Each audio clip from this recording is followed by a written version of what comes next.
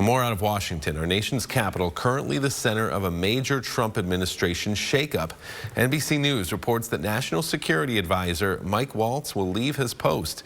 He was the central figure in a major security controversy after he added the editor of The Atlantic magazine into a Signal group chat that reviewed military strikes in Yemen. Waltz later taking responsibility for the leak in an appearance on Fox News. One House Republican today saying that the move was needed and that trust in big government positions is critical. This is the president's decision. It's important that the president has a team that he has full faith in a period of time where we have such a dangerous world with a hostile Russia, challenges with communist China, threats against our ally Israel. However, Senator Tammy Duckworth is calling for more than just Waltz to leave after the potentially dangerous leak. Well, it's long overdue. I mean, he's the guy who started the unclassified text chain when there were classified channels available. It's his responsibility, but I also think Pete Hegseth needs to be fired as well. After all, Mr. Hegseth is the person who put the classified information on that text chain, who then also shared that same classified information on a separate text chain involving his wife, for crying out loud. These two people all need to be resigned. But in a surprise twist, Waltz is set to feature in a different role under the Trump administration. The president announced on social media Waltz will be nominated as the next U.S. ambassador to the United Nations, leading to confusion on why he was named National Security Advisor to begin with. NBC's Julie Sirkin has more on this developing story from Washington. A shakeup in the Trump administration. The president today saying he's nominating National Security Advisor Mike Waltz as ambassador to the United Nations. It comes after NBC News reported that Waltz was departing his current position.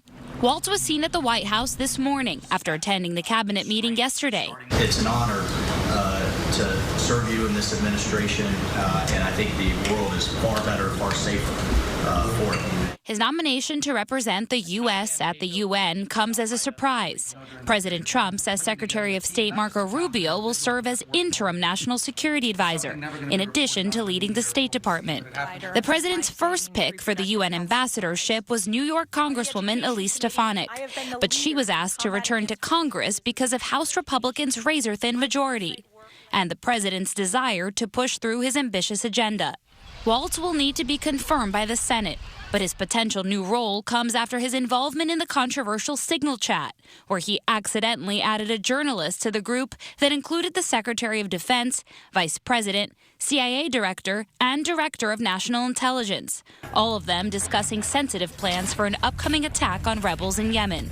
I take full responsibility. I built the group. The White House maintains no classified information was shared, but the texts clearly show Defense Secretary Pete Hegseth sharing specific times for warplane launches and strikes. After the group chat became public, President Trump publicly stood by Waltz, but behind the scenes, sources say Waltz was on shaky ground.